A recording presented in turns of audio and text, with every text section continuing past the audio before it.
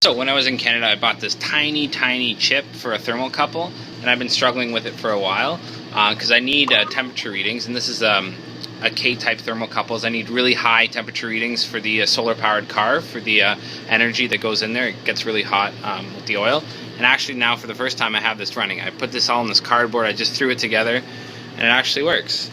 These are the temperature readings I'm getting here. It's like 20, 22, 21, and if I just touch the thermocouple, the body heat will make it increase.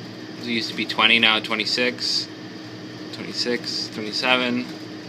So yeah, it's working really well. So I think I'm going to use this as my, in the beginning when I do testing on the unit, this will control the pump, so the oil will heat up to maybe 300 degrees Celsius, and then the pump will switch on. I could just use some logic with the controller, and then afterwards I'm going to order a couple more that are a little bigger, op amps, that I can use the thermocouple. But I'm very happy with this. This is great. I'm getting a lot of pieces together to get the solar car working. So I have this new thermocouple circuit that I made. It's just recording all the temperatures. And I'm comparing it with this meat thermometer I have that's pretty accurate. This is a circuit that I have. Now I just have these two cords for the two different sensing devices, and they're both there at the same spot.